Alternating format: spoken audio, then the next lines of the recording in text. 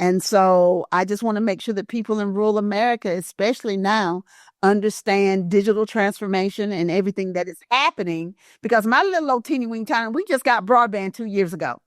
They Wow. don't know nothing about e-commerce. And so I want to be able to go back home and help my community understand what e-commerce is all about and entrepreneurship and all of that. Again, that common denominator is starting and scaling businesses.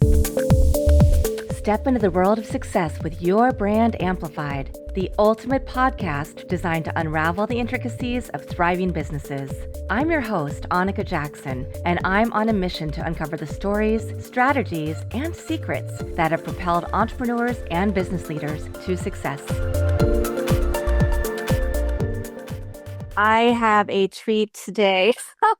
Linda Chatmon, you are a ball of energy, and Thank you. I can't believe, because you told me that you sometimes start working at 2 a.m. East Coast time, and that you're about to end this workday and start your next one all over. Yeah, I've got about 4 hours of sleep time and eat time and all that. But hey, when you get to be my age at 63, hey, we don't want to sleep. As my parents used to say, you sleep when you're dead. You know what? I love that attitude because I just turned 50 and I feel like I'm at the pinnacle. I'm just starting as well. I'm the same way. I feel the same way. I got a few years on you, but I feel the exact same way. I really did turn this off. So I would love to hear a little bit more about your background, your journey, before we get into all of the businesses that you have right now, scaling businesses. You started out in marketing. I did. Yeah. I did. I started out in marketing with a pharmaceutical company. Okay. And my journey to entrepreneurship started with a interview for my, what do you call it? When your boss gives you an interview and, they just come in. It's for you, like, it's usually a review, and it's when when they give you a raise and all that. So he's like, okay.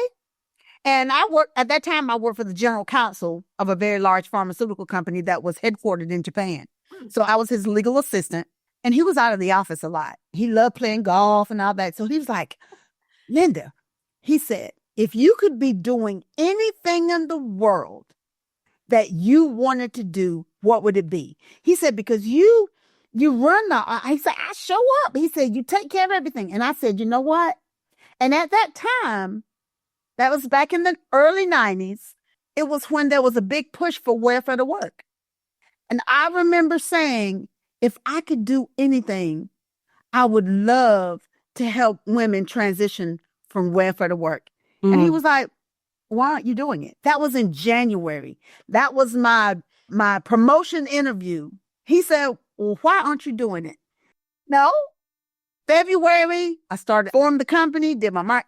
June, I had a contract with a local county government transitioning women from welfare to work. And I ultimately ended up doing it better than anyone in the country, which got me on the White House Welfare to Work Advisory Board with then President Clinton. So that's how I got to Georgia. I went around the world. I went around the country showing people how to train and transition women from welfare to work. And the reason that I ended up having the visibility I had was everybody was getting $5 an hour, $7 an hour. They were doing the minimum wage thing. But my average wage back in the 90s was $15 an hour. And that's because I established relationships with large corporations and said, I'm not training these ladies to be housekeepers. And there's nothing wrong with being housekeepers. I'm training these ladies to be administrative assistants, daycare providers and all that. So I created an environment where I could train them on site. None of that, just come to the office and fill out the forms. No, you're going to come to my office and you're going to work 8 hours a day. You're going to clock in like you would a job, so that when I went to Marriott at that time and said, hey, I've got 10 people that are ready to go to work. How do you know they're, because they worked for me for 90 days. And those who made the cut, they're now available to you. And that's kind of how I got my start. But what's crazy is people were more impressed with the fact that I had gotten my own contracts and did my own 501c3 than they were with the results of my training. And that's how I ended up in the consulting space because be like, okay, yeah, that's nice, that's cute, okay, that's good. But can you show us how to get grants? Can you show us how to do our own 501(c)(3)? And that's how I got into consulting. And that was in 1998. And I've been doing it ever since. And I've just kind of segued into the federal government space, $13.2 billion in contracts. And so now that's my niche is federal public sector contracts and grants. Yeah. Yeah. That is, okay, first of all, yeah, I would say that even today, right? Everybody still wants to know, how do I start my own 501(c)(3)? How do I get grants? I do work for a nonprofit foundation in education that also with athletes. So that's a whole other conversation for us to have. It is. But so the fact that they weren't impressed by the other work, they were more impressed with that. I see the point, but also there are so many people who just are not given that chance to upskill and make a living wage. And so to me, that is a huge win. It is because that's always been my passion. I've always had a learn to earn component to what I do. It's like, okay, oh, you want to learn how to write grants? Come over here. Let me train you my system. And then I'm going to turn around and subcontract to you the work. So I've always been in a position to train and then hire. And so I get to train on my own systems and I get to train on things that have been successful. And I give a person a new skill set. And so I'm super excited about that. Yeah, I would be too. I love that you poured so much into the world for this amount of time and to the tune of $13.2 billion in grants. Did this come out of a personal story? The personal story was I didn't even realize that I was getting into the consulting world. I was just trying to help women transition from whatever to whatever. I didn't realize that my skill set of getting my own contracts and getting my own 501(c), I didn't realize that that was a skill set. I thought people were going to judge me by the results of the training that I did. And then I came to Georgia. And so from 1997 on, until now, people really just want to tap into my ability to understand federal and defense and public sector contracts and grants. That's not how it started. I didn't start out wanting to be a company that did contracts and grants. I started out as a nonprofit organization that just happened to provide training for women transitioning from welfare to work. But I had to file my own 501(c)(3). I had to file my own, and I had to go after my own contracts and grants. So I didn't realize at that time that was a skill set. It was just what I had to do to get my company off the ground. Right. Yeah. Yeah. So what does that look like today? Because I imagine it's changed over the years. On digital. It has changed. It has changed. One, it has changed because I now consider myself semi-retired. So I am able to take my skill set and the things that I've learned. And I'm now working with other organizations, nonprofit organizations, and say, hey, been there, done that. How can I give back now? Because, the community has been very good to me in terms of how I was able to sustain my business and my company. And with the new administration, people are just like, what do I do? How do I do it? So I said, even though I was kind of semi-retired, maybe not, because now people need information more than ever. So I'm kind of stepping out. And because I was 100% remote 20 years ago. So it was long before COVID. So I've been dealing with Afghanistan, Kuwait. I've been dealing with international contracts since like 2004. And then 2010, when the federal government went into Afghanistan and Kuwait and Iraq, I got a gazillion contracts because you had contractors in Afghanistan who wanted to get federal government contracts, but they didn't know how to do that. Okay. So between 2010 and 2015, the majority of my clients were Afghanistan clients. And so I had to learn their culture. They had to learn mine. It was just a great time. So I've just kind of pivoted based on what the need of the industry was at that time. And we're right back now to another pivot because of some of the changes that the administration is making. People are now saying, okay, what do I do now? What do I do? What do I do? So it's almost as if I'm always in the loop of innovation and change. Absolutely. Well, how did you make that first chink in that code, right? How did you crack the code the first time to understand what kind of grants were available, what kind of contracts were available, who the right people were to get those grants. Mm-hmm. Then, Well, I knew, I mean, I've always been I was doing 8A certifications and GSA schedules back in the 80s. And those are what are called contract vehicles, meaning that if you want to do business with the government, you got to have a way for them to do business with you. Right. So when you just can't, be okay, here's my shield. You've got to have something that says, oh, I'm going to buy this from you and I'm going to buy it. So I think for me, it had everything to do with me making sure that I was like a one-stop shop. If a person came into me and they were doing business with commercial, with the commercial world, but oh, wow, I want to do business with the federal government. That was my niche. My niche was those people who were already doing business. They just weren't doing it in the public sector space. Right. They didn't know how to get into the sector. They did not. They didn't understand the terminology. They didn't understand what they had to do. They didn't understand bidding. They didn't understand proposals, pricing. And so I became like the subject matter expert in that area. But my niche, because when you have a business that supports government contractors, you become the go-to person for government contractors. So you have these large businesses who have to meet these goals, minority, women, veterans. Hey, 30% of this contract I have to give away to minorities, women, whatever. You got to get company. Everybody knew that I was a source for businesses because if I'm doing your proposals, if I'm doing your grants, I've looked up under your hood. I know what you're really good at. I know what you're not so good at. And I know if you can perform. And so that was just a byproduct. I didn't realize that people would reach out to me as a result of who my client base was because they didn't want to do the legwork to do the vetting. And then, vetting is anybody can say, oh, here's my capability statement. I do this, and that, and I'm really good at it. But I'm like, but how do you know? Yeah. What is the substantiation of that? And so people started saying, if you're writing proposals for people and they're getting work, that's probably a company that I want to partner with. Yeah. And so that's how I kind of came up in the space in terms of consulting, because people always called me about finding really, really good companies. And so that's kind of how I ended up in that space. It's just like somebody's always calling me, Linda, I need a minority. I need a woman. I need a veteran-owned business. I have to do 20% of my business with a veteran-owned business. Do you know anybody? Of course I do. I just wrote them a proposal last week. You want me to call them? Sure I will.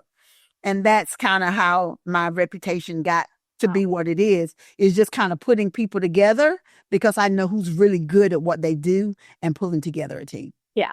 So a super connector. Yep. I didn't think of it that way because I've never considered myself as a BD person. In fact, I am like a fish out of water at networking events. I'm like, people think I'm this person who's working the room and, hey, how you doing? My name is Linda Chatmon. Nope, I'm in that corner like this. So I've never really been a great networker. So I had to be really, really, really, really good at what I knew because I wasn't a great networker. Interesting. Wow. Yeah.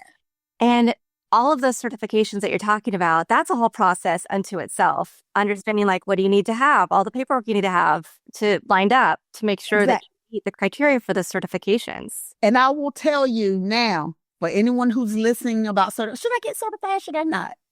People confuse the number one criteria for certification. Because if it's a minority certification or a gender certification, I want to get my woman-owned business. It has nothing. Well, it does. The first set is you have to meet the gender or the ethnicity.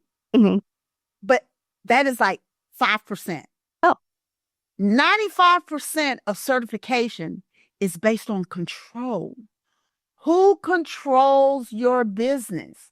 So I tell my clients, stop putting that business in your wife's name to get certified as a woman-owned business. Because if you're a construction company and your wife has been a housewife for 20 years and they look at her resume and realize she hadn't worked, she doesn't control the business. Right. So before you put in your certification for any ethnicity or gender-based certification. Make sure that the person who is applying for the certification has the technical requisite to be able to perform in that business as a person who runs the day-to-day operations. And that's where most certifications get denied, because these men or women, she might be a woman, but my husband, he's a veteran. Okay, let's put the company in his name. Put the company in his name, and then realize that he knows absolutely nothing about psychology. He's a military vet. It's not going to happen. So the key is whoever controls your organization, that is what your certification is based upon. And if I had to say, if there's one trick, no, it's not even a trick, a hack maybe, is that it's not about ownership. It's about control. Who controls the business? Yeah. Yeah.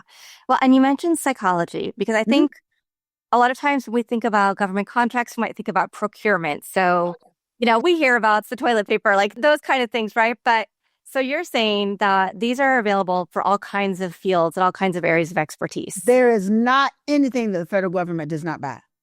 There's not. They buy everything. What I will say that there's been a shift in government procurement, because now, this new administration, they're really trying to privatize the government.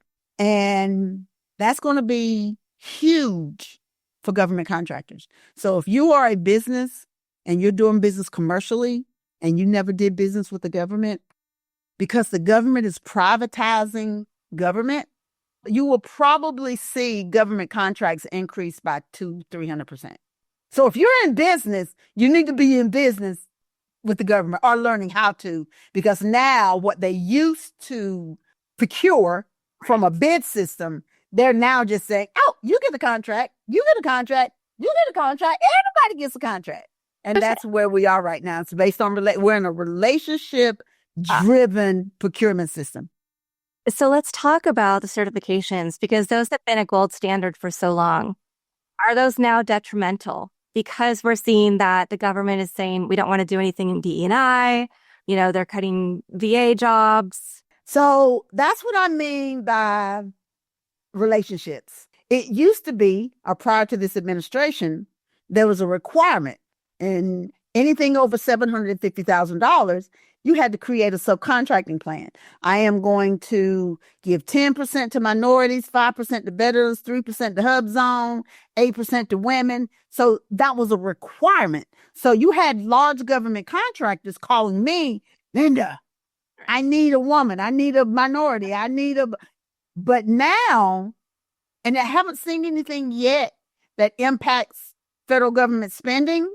So I'm not sure what they're going to do about the subcontracting plan, because that really is a DEI initiative. It really is. If they choose to get rid of that, now what used to be you could get a contract simply by being compliant, by submitting a proposal, now it's about relationships, because there's nothing that insulates you that says, okay, 40% of this contract has to go to small business. Oh, and by the way, small business is defined as minority, veteran, woman, hub zone, all of those things.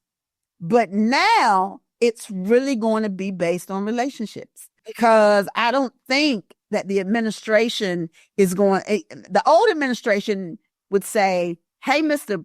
Large Contractor, if you don't create a subcontracting plan where 40% of your contracts go after small business, we're going to spank your hand, and we might even take the contract away from you. So there was an incentive to meet those goals. Right.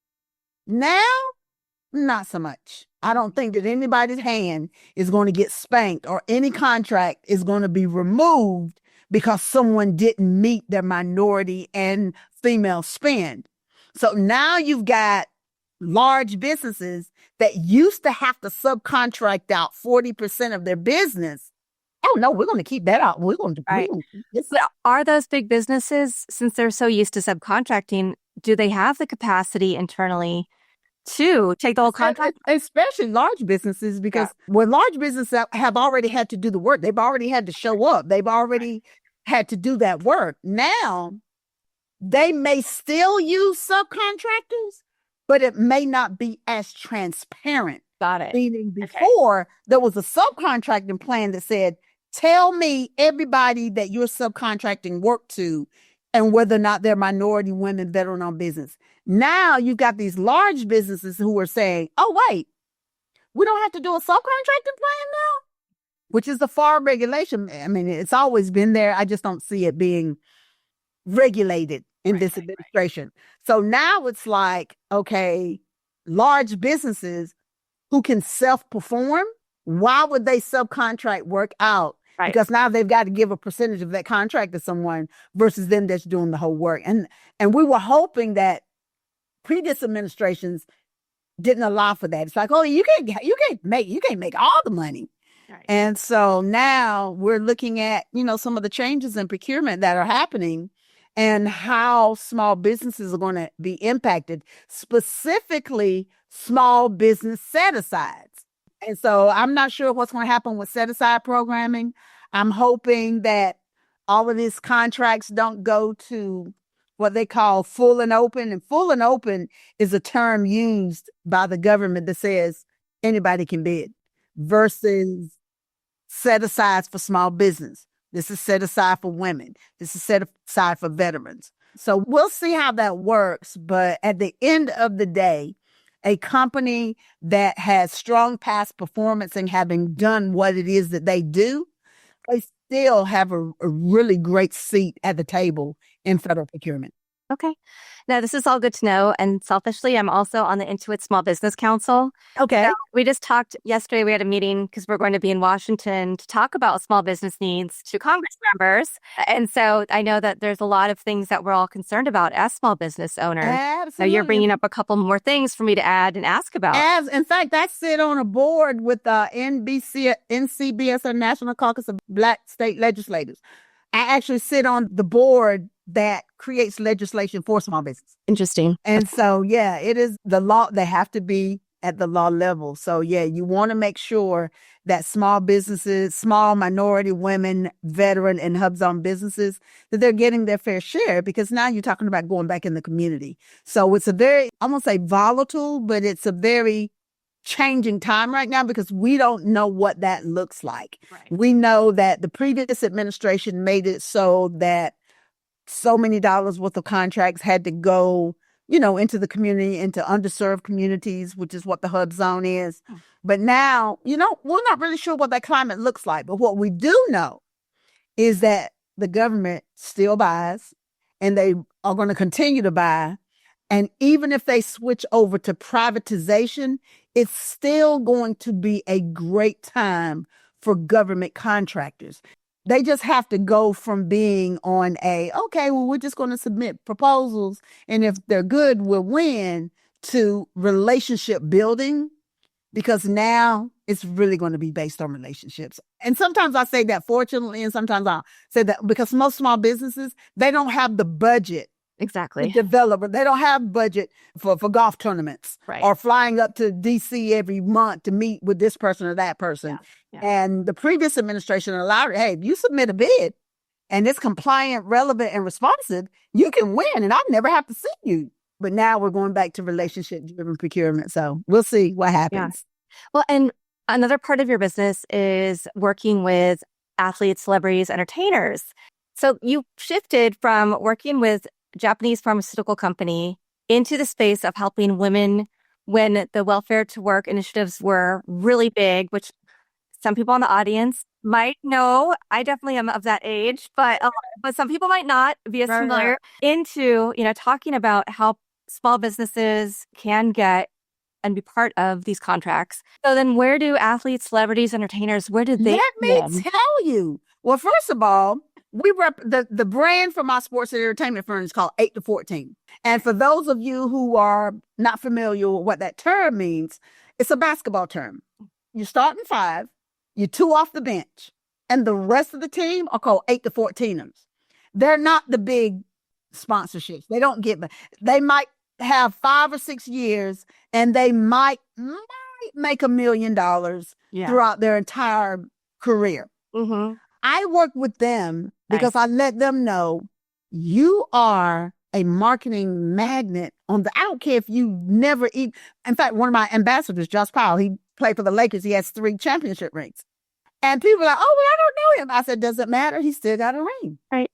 which means that he's a championship. So now, like, imagine everybody who wanted your autograph wanted your business card.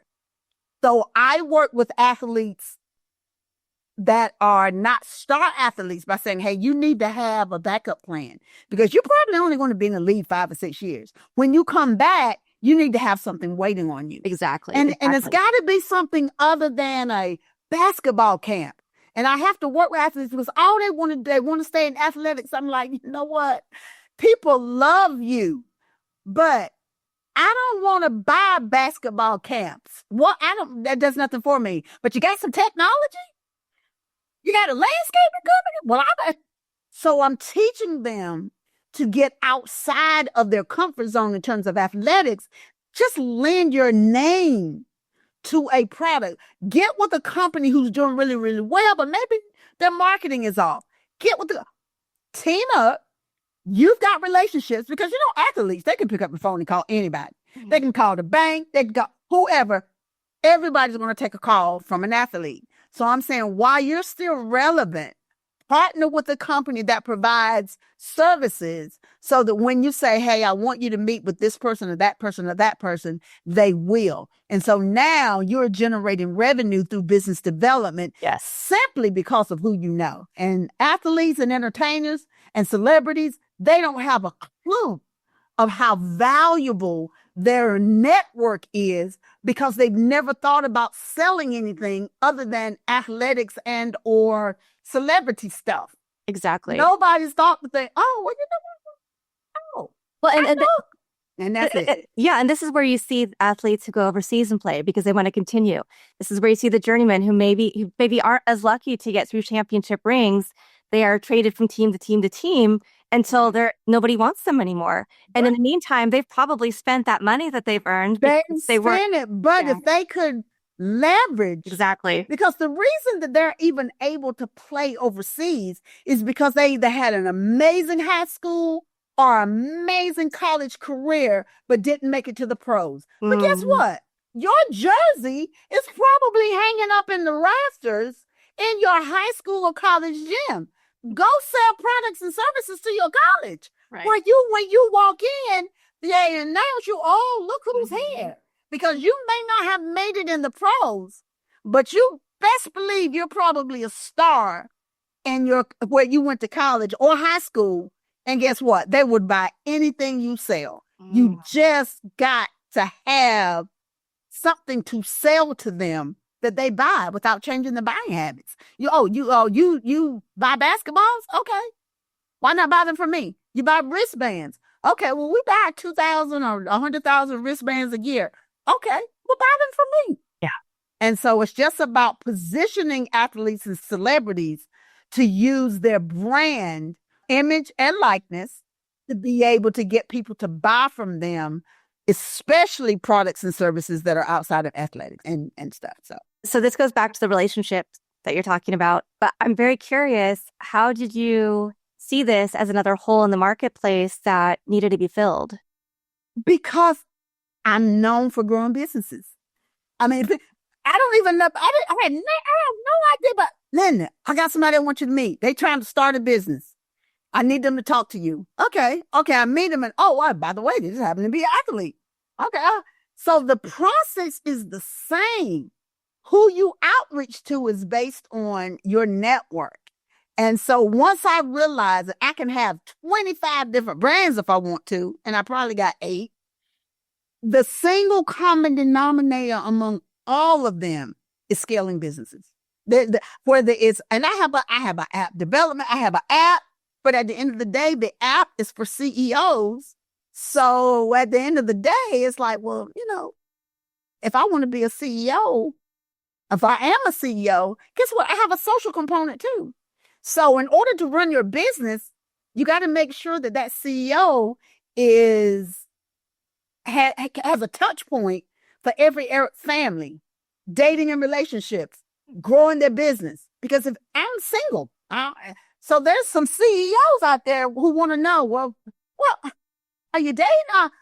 What is, so once I realized that every single thing that I did went back to entrepreneurship, that's when I realized that's what the common denominator was. So I don't care what it is, whether it's dating and relationships, whether it's scaling your business, regardless of what it is, at the end of the day, when you walk through the real Linda Chatmon's door, I'm going to assess you, and you're either going to go through this door, or that door. But at the end of the day, it's about scaling your business. Mm-hmm. And that's my mantra. Wow. Amazing. Yeah. Amazing. What does your day-to-day look like if you are working at 2 or 3 or 4 in the morning to start? Okay, I will tell you. It's 3:30. Okay, I normally shut my day down around 4. I kind of take from 4 to 6 to woosah to like, woo, maybe get something to eat. I'm usually in bed by 8 or 9. And then I'm up at 2. And yeah, that's my day. I'm up at 2 because I've got clients in Switzerland. I've got clients in Southwest Asia. So I've got to be up in the middle of the night. And so I make it work and just make it work. Yeah. And I know you still have so much more to give, but what is your succession plan? Do you have somebody teed up to help carry on the work that you're doing? Well, sort of, kind of. My kids. Okay, because I know you also wanted, you said you were semi-retired. You also want to take some time to enjoy life. But at the end of the day, I have a learn to earn. So I'm training people to be proposal writers and grant writers because all of this business goes away. I got to give it. I don't want to just shut down. I want to be able to say, okay, I can refer this business to you. And by the way, you use my model. So I feel comfortable doing that because my kids, they don't want to have anything to do with my business. So, they're off doing their own thing. And so now I've got to find a way to leverage what I've learned over these years. And so what I've done is I've just started teaching people who want to be grant writers and or proposal writers using my system. But yeah, my plan is over the next 2 years is to transition to my retirement home in North Carolina. I'm fortunate that my father left me about 50 acres and the home that I grew up in.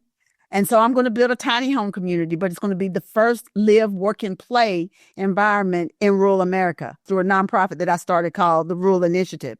And so I just want to make sure that people in rural America, especially now, understand digital transformation and everything that is happening because my little old teeny weeny town, we just got broadband 2 years ago. They don't know nothing about e-commerce. So I want to be able to go back home and help my community understand what e-commerce is all about and entrepreneurship and all of that. Again, that common denominator is starting and scaling businesses. So even though I'm in the rural communities, it's still about going to those rural communities and saying, hey, you don't even have, let me help you with, you have some great leather product. I've gone to my little hometown and they've got great products in the store. And I'm like, oh my God, they don't have a website. Right. So it's about, but I'm seeing, and we're only an hour away from Myrtle Beach. And so we're in a place that, people could really scale. And so my pet project for my retirement is to go back to my rural community and help them understand all of this digital transformation and all of these things that it relates to e-commerce. And I'm hoping I can make a difference there. Oh, I have no doubt that you will make a huge difference there. And that's one of the things, particularly after the pandemic, so many businesses were not equipped to be digital. They didn't have a website, maybe they had a logo, but it wasn't that big deal. They didn't have social media. They weren't looking to, we need to look outside of our area. And they didn't know anything about, online. Some knew Zoom. I was just fortunate that I've been doing, even with the pharmaceutical company, my boss was in Japan. Right. And so back in 95, back then it was interoffice memos. Remember the big yellow envelopes and you had, and the Federal Express came every day? That's, the era I grew up in. So I've always worked independently and my boss has always been somewhere else. So I've always had to, adapt that. So going virtual was easy, very easy for me because I had been doing it pretty much all my career. So what I'm hearing from you, just to synthesize, entrepreneurship is still really important. Build relationships, make sure you're digital, don't necessarily worry so much about what's going on that we can't control, right? Because the things that you can control are what kind of business do you have? What kind of relationships do you have? And how do you leverage those to build your business? Absolutely. And it's all about this right here. It's the networking, because people, that's why I try to meet as many people as I can. That's why I have free 30-minute consultations. Call me, because people are always looking to me to tell them where to find a particular business. So I'm like, what do you do? Come on, talk to me, because, maybe you're in aerospace, maybe you're a hairstyle. I don't know what you do, but somebody's always reaching out. Linda, do you know anybody who does this? And I like having those people in my network. So I try to do as many free consultations as I can, just so I can understand what a person does so that I can refer business. Yeah. Fantastic. Yeah. So what is one other piece of advice you'd give to somebody who, is trying to figure out how to get to the next level in their business? Teaming. Find a company. And this is where people get teaming a little mixed up. Don't find a business that does what you do. Find a business that's weak in what you do, because it complements. Right. Because if you're really good at this, if you score a 1 on this, but I score a 10, most people are like, oh, no, that's not a good team because they don't have past performance. And no, we don't need that. You don't need to have past performance. At this point, what now the teaming is, hey, you're really good at what I'm not so great at. And the reason that this makes a great teaming opportunity is because at the end of this opportunity, I will now look better on paper, because I now have past performance doing something that I would never have done because I scored a 1. But you scored a 10. But guess what? I scored a 10 in something that you scored a 1 in. So now it's a reciprocal relationship, because each one of those companies benefits from the relationship. Yeah. And so teaming is the quickest way to scale your business. And that's attaching your little red wagon to someone else's little red wagon. And you guys go to market together. Fantastic.